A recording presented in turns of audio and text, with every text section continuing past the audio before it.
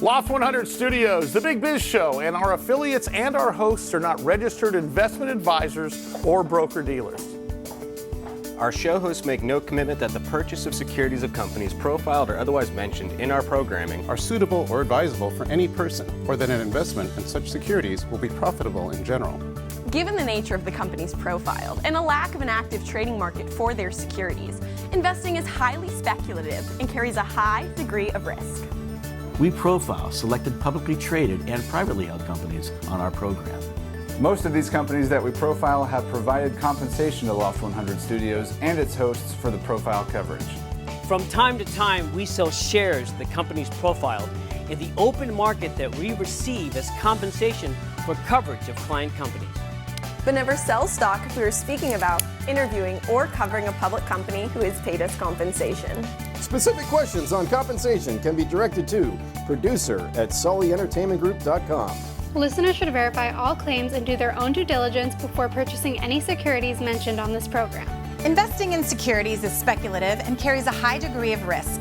We encourage our listeners to invest carefully and read the investor information available at the websites on the Securities and Exchange Commission, SEC at sec.gov, or the Financial Industry Regulatory Authority, FINRA, at finra.org.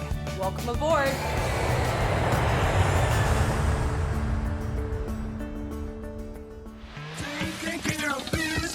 Welcome to the Big Biz Show, featuring insight, analysis, and a lot of stuff that's none of your business. Hold on. This is the Big Biz Show. I think it is their business. Making the markets work for you. Here's the man with the plan, Sully.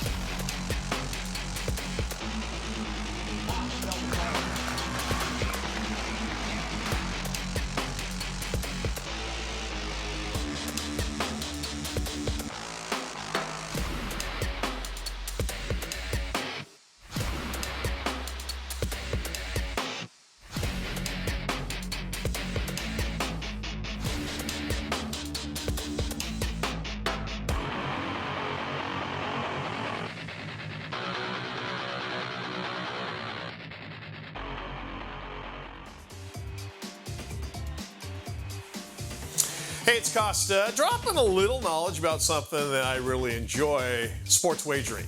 And now with the evolution of telephone technology, it's never been easier to do. Online sports betting has only been around the last 26 years or so, with a site called Everygame, and others soon followed.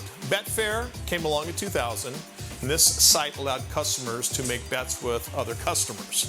Well, a major step forward came about 2 years later when live betting was introduced for the first time, allowing bettors to place wagers on a sporting event while it was taking place. This was an instant success. It was a huge leap to where mobile betting is today, making it possible to place wagers using a phone, tablet, or other mobile device. In 1992, the Professional and Amateur Sports Protection Act, also known as PASPA, was a law. It was judicially overturned in 2018. That was meant to define the legal status of sports betting throughout the United States. Well, this act effectively tried to outlaw sports betting nationwide, excluding a few states. But as soon as it was overturned, 7 states legalized and launched sports betting within just the first 6 months. 2 of those states, New Jersey and Pennsylvania, now have sports betting industries that handle several $billions a year in wagers. Dozens of states have now either legalized or introduced legislation for regulated sports betting. The proliferation of smartphone ownership has fueled the growth of sports betting. There are now more than 2.71 billion smartphone users in the world today, meaning that 35.13% of people own a smartphone worldwide.